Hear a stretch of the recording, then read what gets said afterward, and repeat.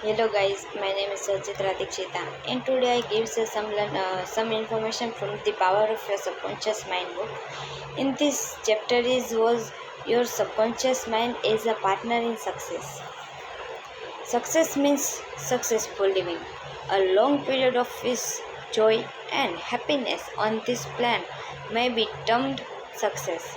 The eternal experience of these qualities is the everlasting life spoken of by Jesus. The real things of life, such as peace, harmony, integrity, security, and happiness, are legible. They come from the deep self of man. Meditating on these qualities builds these treasures of heaven in our subconscious. It is where moth and rust do not consume, and when thieves do not break thought and steal. The three steps to success. Let us discuss three steps to success. The first step to success is to find out the things you love to do, then do it. Success is in loving your work. Although, if a man is a psychiatrist, it is not adequate for him to get a diploma and place it on the wall.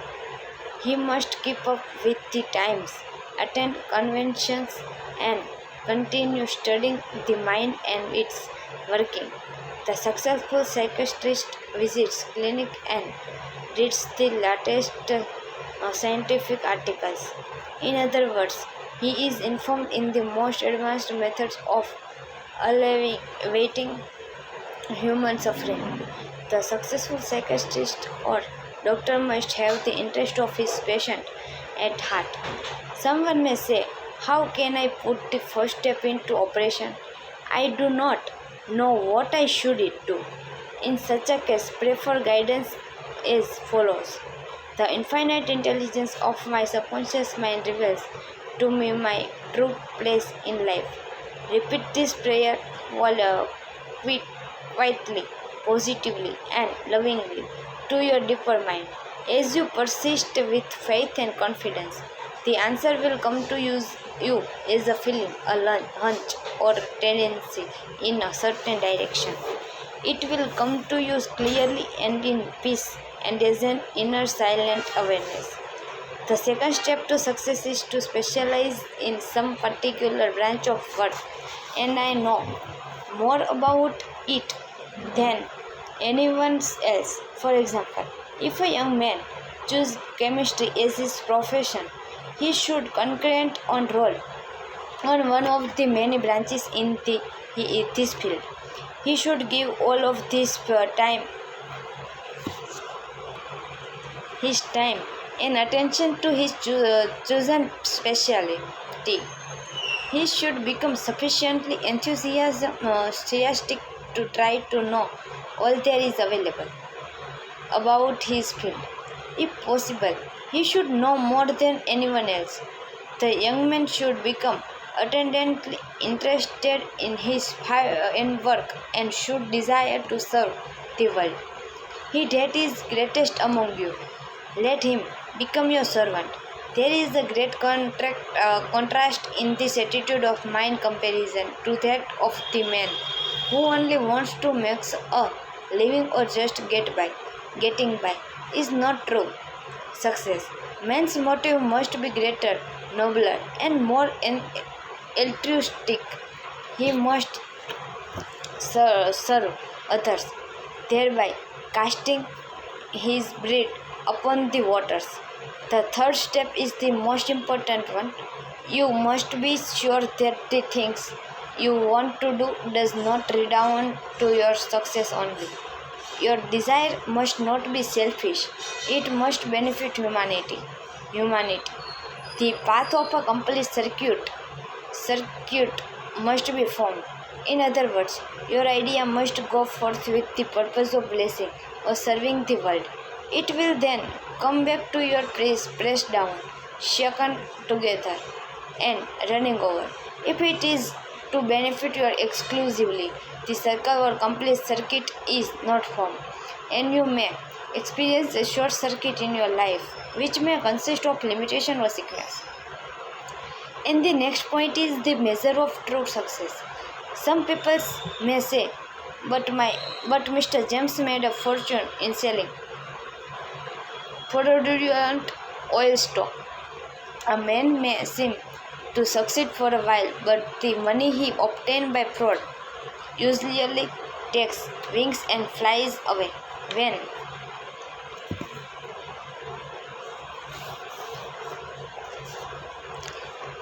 When we rob from another, we rob from ourselves because we are in a mood of lack and limitations, which may manifest itself in our body, home life, and affairs. What we think and feel, we create. We create what we believe, even though a man may have accumulated a fortune fraudulently, he is not successful. There is no success without peace of mind. What good is man's accumulated wealth if he cannot sleep nights, is sick, or has a guilty complex? I knew a man in London who told me of his exploits. He had been a professional pickpocket and had amassed a large amount of money. He had a summer home in France and lived in a royal pension in England. His story was that he was in constant dread of being arrested by Scotland Yard. He had many inner disorders which were undoubtedly caused by his constant fear and deep-seated guilty complex. He knew he had done wrong. This deep sense of guilt attracted all kinds of trouble to him.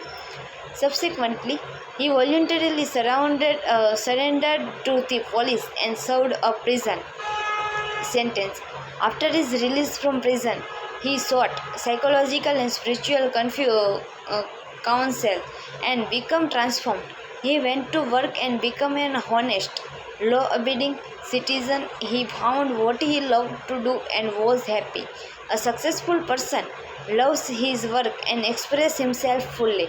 Success is contingent upon a higher ideal than the mere accumulation of riches. The man of success is a man who possesses great psychological and spiritual understanding. Many of the great industrialists today depend upon the correct use of their subconscious minds for their success. There was an article published some years ago about Flagger, an oil magnate. He admitted that the secret of his success was his ability to see a project in its completion.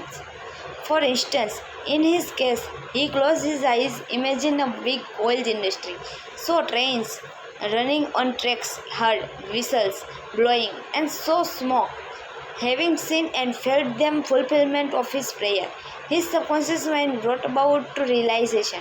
If you imagine an objective clearly, you will be provided with the necessities in ways you know not of through the wonder-working power of your subconscious mind. In considering these 3 steps to success, you must never forget the underlying power of the creative forces of your subconscious mind. This is the energy in back of all steps in any plan of success. Your thought is creative. Thought fused with feeling becomes the subjective faith or belief, and according to your belief is it done unto you. Knowledge of a might force in you, which is capable bringing to pass all your desires, gives your confidence and a sense of peace. Whatever your field of action may be, you should learn the laws of your subconscious mind. When you know how to apply the power of your mind, and when you are expressing yourself fully and giving of your talents to others, you are on the sure path to true success. If you are about God's business or any part of it, God by his very nature if for you is for you. So who can be against you? With this understanding, there is no power is in heaven or on earth to withhold success from you. Next point is how he made his dream come true. A movie actor told me that he had very little education, but he had a dream as a boy of becoming a successful movie actor. Out in this field, moving hay, driving the cows home, or even when milking them, he said, I would constantly imagine. I saw my name in big lights at a large theater. I kept this up for years until finally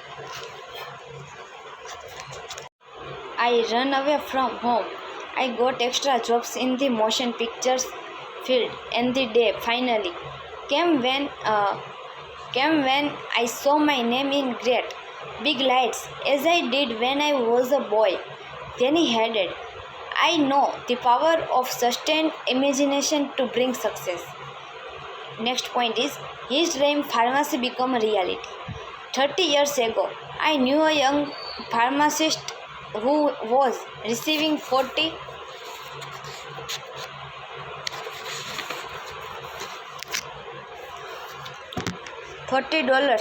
a week plus commission on sales.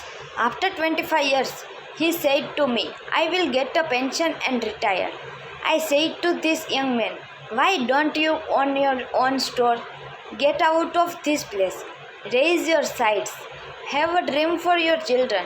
Maybe your son wants to be a doctor. Perhaps your daughter desires to be a great musician. His answer was that he had no money. He began to awaken to the fact that whatever he could conceive as true, he could give conception. The first step toward his goal was his awakening to the powers of his subconscious mind, which I briefly elaborated on for his benefit. His second step was his realization that if he could succeed in conveying an idea to his subconscious mind, the latter would somehow bring it to pass. He began to imagine that he was in his own store. He mentally arranged the bottles, dispensed prescriptions, and imagined several clerks in the store waiting on customers. He also visualized a big bank balance. Mentally, he worked in that imaginary store. Like a good actor, he lived the role. Act as though I am and I will be. This pharmacist put himself wholeheartedly into the act, living, moving, and acting on the assumption that he owned the store. The sequel was interesting. He was discharged from his position. He found new employment with a large chain store, became manager, and later on district manager. He saved enough money in 4 years to provide a down payment on a drugstore of his own. He called it Dream Pharmacy. It was, he said, exactly the stores I saw in my imagination. He became a recognized success in his chosen field and was happy doing what he loved to do. The next point is using the subconscious mind in business. Some years ago, I gave a lecture to a group of businessmen on the power of imagination and the subconscious mind. In this lecture, I pointed out how Goethe used his imagination wisely when confronted with difficulties and predicaments. His biographers points out that he was accustomed to fill many hours quietly holding imaginary conversations. It is well known that his custom was to imagine one of his friends before him in a chair, answering him in the right way. In other words, if he were concerned over any problems, he imagined his friend giving him the right or appropriate answer, accompanied with the usual gesture and tonal qualities of the voice, and he made the entire imaginary scene as real and as wide as possible. One of the men present at this lecture was a young stockbroker. He proceeded to adopt the technique of Goethe. He began to have mental imaginary conversation with a multimillionaire banker's friend of his who used to congratulate him on his wise and sound judgment and compliment him on his purchase of the right stocks. He used to dramatize this imaginary conversation until he had psychologically fixed it as a form of belief in his mind. This broker's inner working and controlled imagination certainly agreed with his aim, which was to make sound investment for his clients. His main, his main purpose in life was to make money for his clients and to see them prosper financially by his wise counsel. He is still using his subconscious mind in his business, and he is a brilliant success in his field of endeavor. Boy, next topic is boy of 16 years turns failure into success. A young boy who was attending high school said to me, I am getting very poor grades. My memory is falling. I do not know what is the matter. I discovered that the only thing wrong with this boy was his attitude, which was one of indifference and resentment towards some of his teachers and fellow students. I taught him how to use his subconscious mind and how to succeed in his studies. He began to affirm certain truths several times a day, particularly at night prior to sleep and also in the morning after awaking. These are the best times to impregnate the subconscious mind. He affirmed as follows: I realized that my subconscious mind is a storehouse of memory. It retains everything I read and hear from my teachers. I have a perfect memory and the infinite intelligence in my subconscious mind constantly reveals to meet everything I need to know at all my examination, whether written or oral. I radiate love and goodwill to all my teachers and fellow students. I sincerely wish for them success and all good things. This young man is now enjoying a greater freedom than he has ever known. He is now receiving all A's. He constantly imagines the teachers and his mothers congratulating him on his success in his studies. Next point is how to become successful in buying and selling. In buying and selling, remember that your conscious mind is the starter and your subconscious mind is the motor. You must start the motor to enable it to perform its work. Your conscious mind is the dynamo that awakens the power of your subconscious mind. The first step in conveying your clarified desire, idea, or image to the deeper mind is to relax, immobilize the attention, get still, and be quiet. The quiet, relaxed, and peaceful attitude of mind prevents extraneous matter and false idea from interfering with your mental absorption of your ideal. Furthermore, in the quiet, passive, and receptive attitude of mind, effort is reduced to a minimum. The second step is to begin to imagine the reality of that which you desire.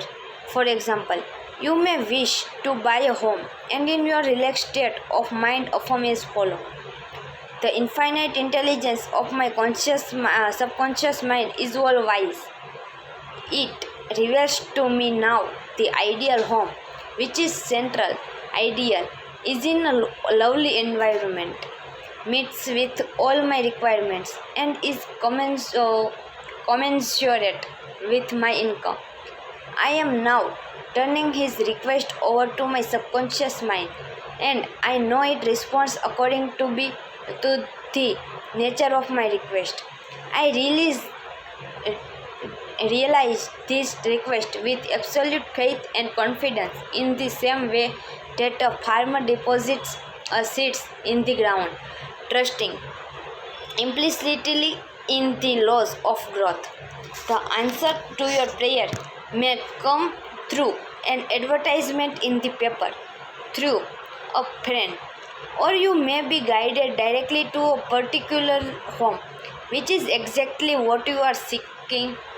There are many ways by which your prayer may be answered. The principal knowledge in which you may place your confidence is that the answer always comes, provided you trust the working of your deeper mind. You may wish to sell a home, land, or any kind of property. In private consultation with real estate brokers, I have told them of the way I sold my own home on Orlando Avenue in Los Angeles. Many of them have applied the technique I use with remarkable and speedy results. I placed a sign which read for sale by owner in the garden in front of my home. The day after, I said to myself as I was going to sleep, supposing you sold your house, what would you do?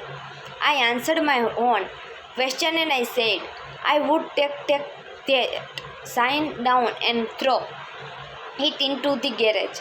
In my imagination, I took hold of the sign, pulled it up from the ground, placed it on my shoulder, went to the garage, threw it on the floor, and said jokingly to the sign, I don't need you anymore. I felt the inner satisfaction of it while realizing it was finished. The next day, a man gave me a deposit of $1,000 and said to me, take your sign down, we will go into escrow now. Immediately, I pulled the sign up and took it to the garage. The outer action confirmed to the inner. There is nothing new about this. As within, so without meaning, according to the image impressed on your subconscious mind. So it is on the objective screen of your life. The outside mirrors the inside. External actions follows internal action. Here is another very popular method used in selling homes, lands, or any kind of property. Perform slowly, quietly, and feelingly as follows. Infinite intelligence attracts to me the buyer for this home, who wants it and who prospers in it. This buyer is being sent to me by the creative intelligence of my subconscious mind, which makes no mistakes. This buyer may look at many other homes, but mine is the only one he wants and will buy, because he is guided by the infinite intelligence within him. I know the buyer is right, the time is right, and the price is right. Everything about it is right. The deeper currents of my subconscious mind are now in operation, bringing both of us together in divine order. I know that it is so. Remember always that what you are seeking is always seeking you. And whenever you want to sell a home or property of any kind, there is always someone who wants what you have to offer. By using the power of your subconscious mind correctly, you free your mind of all sense of competition and anxiety in buying and selling. Next point is how she succeed in getting what she want. There is a young lady who regularly comes to my lectures and classes. She had to change buses 3 times. It took her 1.5 hours each time to come the lectures. In one lecture, I explained how a young man who needed a car in his work received one. She went home and experimented as outlined in my lecture. Here is her letter in part, narrating her application of my method and published by her permission. Dear Dr. Murphy, this is how I received a cylindrical car. I want one to come to the lecture regularly. In my imagination, I went through the identical process I would go through if I were actually driving a car. I went to the showroom and the salesman took me for a ride in one. I also drove it several blocks. I claimed the cylindrical car as my own over again.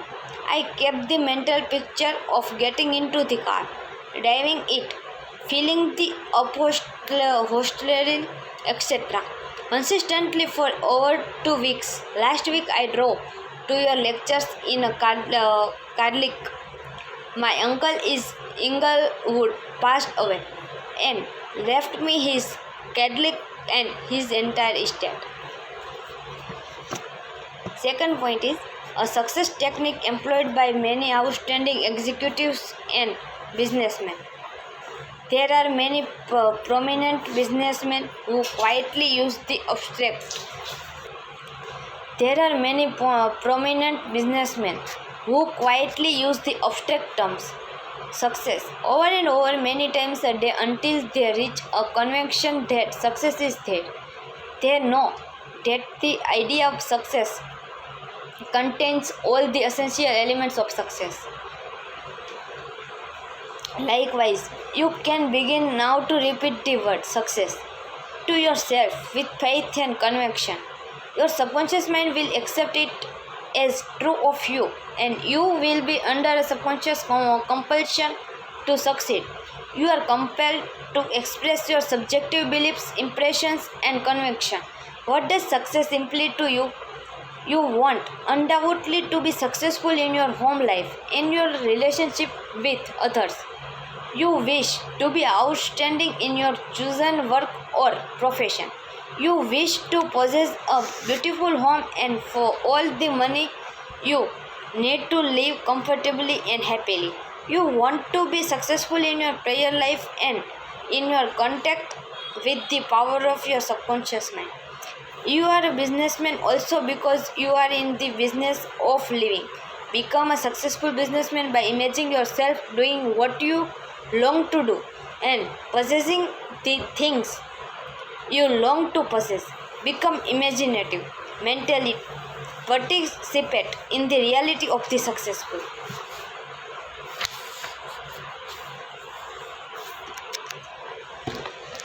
Step. Make a habit of it. Go to sleep feeling successful every night and perfectly satisfied, and you will eventually succeed in implanting the idea of success in your subconscious mind. Believe you were born to succeed, and wonder will happen as you pray.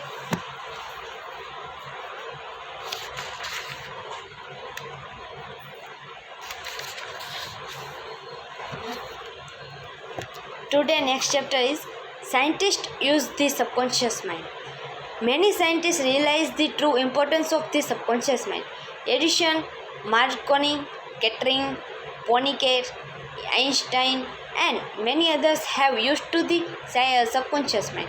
It has given them the insight and the know-how for all their great achievements in modern science and industries. Research has shown that the ability to bring into action the subconscious power has determined the success of all the great scientific and research workers. An instance of how a famous chemist, Frederick von Strondinger, used his subconscious mind to solve his problem is as follows. He had been working laboriously for a long time trying to rearrange the 6 carbon and the 6 hydrogen atoms of the benzene formula, and he was constantly perplexed and unable to solve the matter. Tired and exhausted, he turned the request over completely to his subconscious mind. Shortly afterward, as he was about to board a London bus, his subconscious presented his conscious mind with a sudden flash of a snake beating its own tail and turning around like a pin wheel. This answer from his subconscious mind gave him the long sought answer of the circular rearrangement of the atoms that is known as the benzene ring. Next point is how a distinguished scientist brought forth his inventions. Nikola Tesla was a brilliant electrical scientist who brought forth the most amazing innovations. When an idea for a new invention came into his mind, he would build it up in his imagination knowing that his subconscious mind would reconstruct and reveal to his conscious mind all the parts needed for its manufacture in concrete form. Through quietly contemplating every possible improvements, he spent no time in correcting defects and was able to give the techniques the perfect product of his mind. He said, invariably, my device works as I imagine it should. In 20 years, there has not been a single exception. How a famous naturalist solved his problem? Professor Agassiz, a distinguished American naturalist, discovered the indefatigable activities of his subconscious mind while he slept. His widow, in her biography of her famous husband, has reported the following. He had been for 2 weeks striving to decipher the somewhat obscure impression of a fossil fish on the stone slab in which it was preserved. Weary and perplexed, he put his work aside at last and tried to dismiss it from his mind. Shortly after, he waked one night, persuaded that while asleep, he had seen his fish with all the missing features perfectly restored. But when he tried to hold and make fast the image, it escaped him. Nevertheless, he went early to the Jardin des Planets, thinking that on looking anew at the impression he should see something which would put him on the track of his vision. In vain, the blurred record was as black as ever. The next night he saw the fish again, but with no more satisfactory result. When he awoke, it disappeared from his memory as before. Hoping that the same experience might be repeated, on the third night he placed a when he awoke, it disappeared from his memory as before.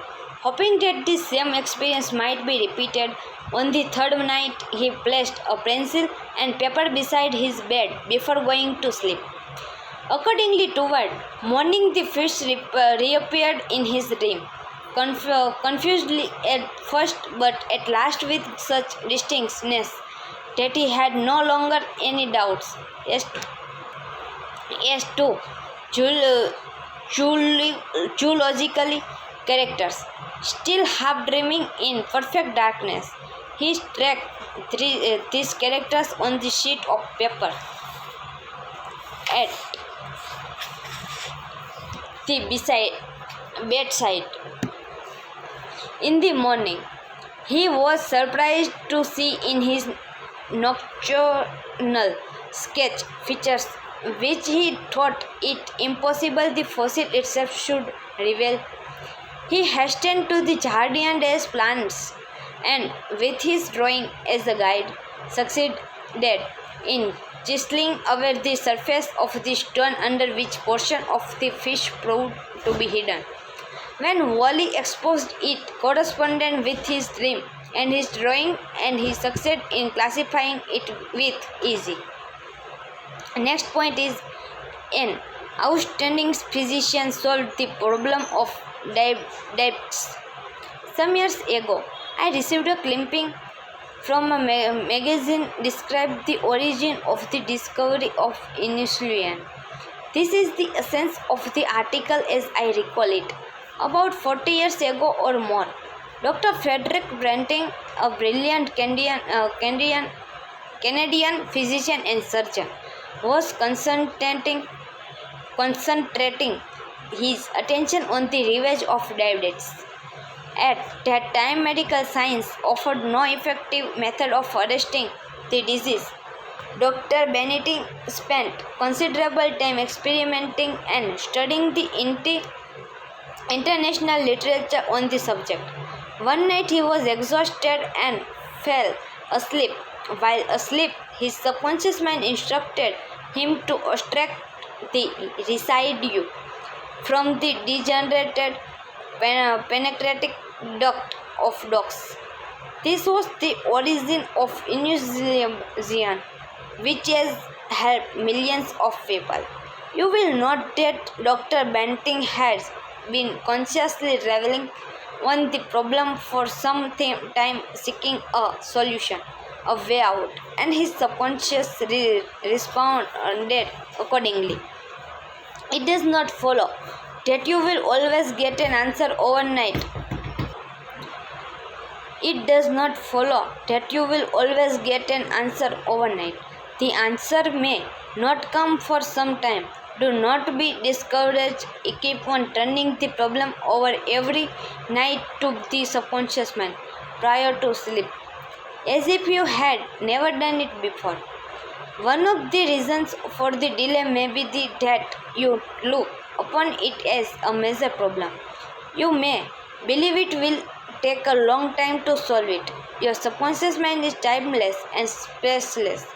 Go to sleep believing you have the answer now. Do not postulate the answer in the future. Have an abiding faith in the outcome. Become convinced now as you read this book that there is an answer and a perfect solution for you. Next point is how a famous scientist and physicist expected from a Russian concentration camp. Dr. Lothar von Blank-Skandit, a member of the Rocket Society and an outstanding research electronic engineer, gives the following concentrated summary of how he used his subconscious mind to free himself from certain death at the hands of brutal guards in a Russian prison camp called mine. He states as follows: I was a prisoner of war in a coal mine in Russia, and I saw men dying all around me in that prison compound. We were watched over by brutal guards, arrogant officers, and sharp, fast-thinking commissioners. After a short medical checkup, a quota of coal was assigned to each person. My quota was 300 pounds per day. In case any man did not fill his quota, his small food ration was cut down, and in a short time he was resting in the cemetery. I started concentrating on my escape. I knew that my subconscious mind would somehow find a way. My home in Germany was destroyed, my family wiped out. All my friends and former associates were either killed in the war or were in a concentrated camps. I said to my subconscious mind, I want to go to Los Angeles and you will find the way. I had seen pictures of Los Angeles and I remembered some of how the boulevards very well as some of the buildings. Every day and night I would imagine I was walking down wheelchairs, bowlers and with an American girl whom I met in Berlin prior to the war. In my imaginations, we would visit the stores, ride buses, and eat in the restaurants. Every night, I made it is a special point to drive my imaginary American automobile up and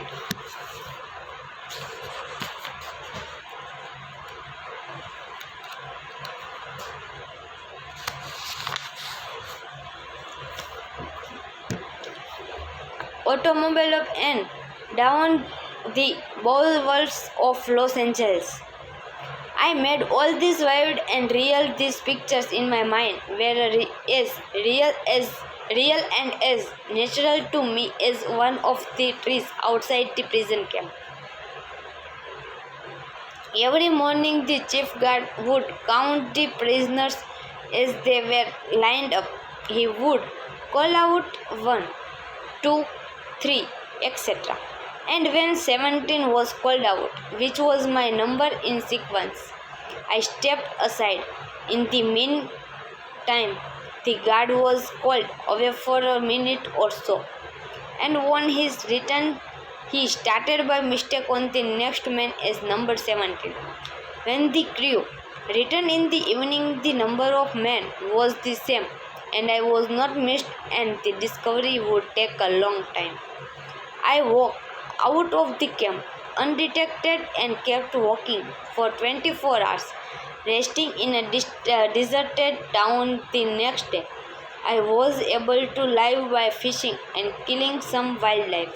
I found coal trains going to Poland and traveled on them by night until, fin- until finally I reached Poland with the help of friends. I made my way to Lucerne, Switzerland. One evening at the Place Hotel, Lucerne, I had a talk with a man and his wife from the United States of America. This man asked me if I would care to be a guest at his home in Santa Monica, California. I accepted, and when I arrived in Los Angeles, I found that their Chevaliers drove me along, while sheer boulevards and many other boulevards which I had imagined so widely in the long months in the Russian coal mines. I recognized the building which in Los Angeles before I had reached my goal. I will never cease to marvel at the wonders of the subconscious mind. Truly, it has ways we know not of. Next point is how archaeologists and paleontologists reconstruct essence. These scientists know that their subconscious mind has a memory of everything that has ever transferred as they study the anxiety ruins and fossils through their imaginative perception. Their subconscious mind aids them in reconstructing the ancient sense. Since the dead past becomes alive and audible once more, looking at these ancient templates and studying the poetry, statutory tools, and household utensils of these ancient times. The scientist tells us of an age when there was no language. Communication was done by grunts, groans, and signs. The keen concentration and disciplined imaginations of life of the scientist awakened the latent power of his subconscious mind, enabling him to clothe the ancient templates with roofs and surround them with gardens, pools, and fortunes. The fossil remains are clothed with eyes, sinew, and muscles, and they again walk and talk. The past becomes the living present, and we find that in mind there is no time or space.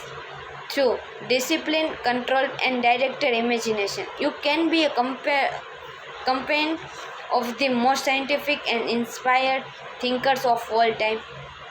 Next point is how to receive guidance from your subconscious. When you have what you term a difficult decision to make, or when you fail to see the solution to your problem, begin at once to think constructively about it. If you are fearful and worried, you are not really thinking. True thinking is free from fear. Here is a simple technique you can use to receive guidance on any subject. Quiet the mind and still the body. Tell the body to relax. It has to obey you. It has no volition, initiative, or self-conscious intelligence. Your body is an emotional disk which records your beliefs and impressions. Mobilize your attention. Focus your thought on the solution to your problem. Try to solve it with your conscious mind. Think how happy you would be about the perfect solution. Sense the feeling you would have if the perfect answer were your now. Let your mind play with this mood in a relaxed way. Then drop off to sleep. When you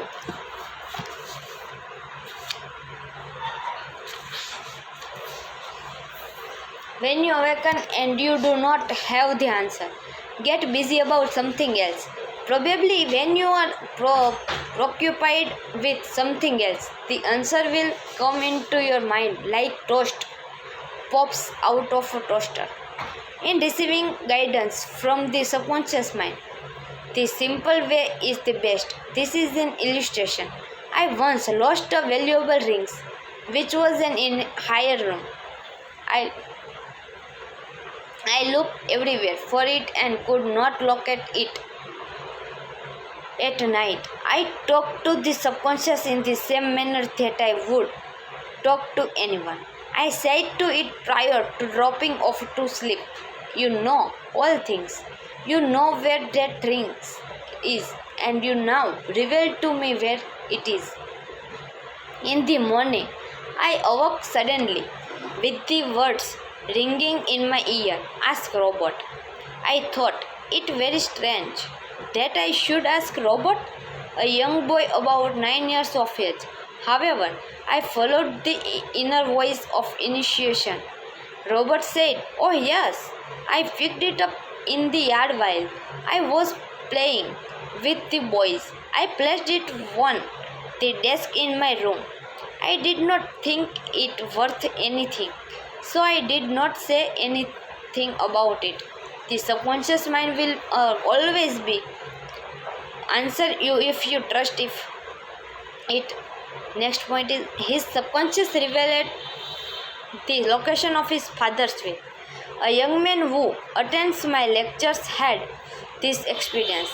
His father died and apparently left no will. However, this man's sister told him that their father had confided to her that a will had been executed, which was paid to all.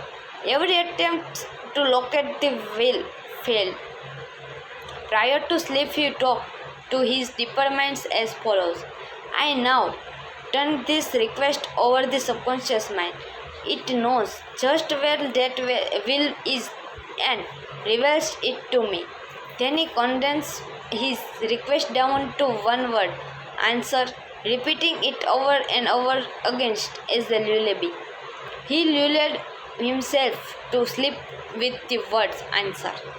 The next morning, this young man had an overpowering hunch to go to a certain bank in Los Angeles where we found a safe deposit vault registered in the name of his father, the contents of which solved all his problems.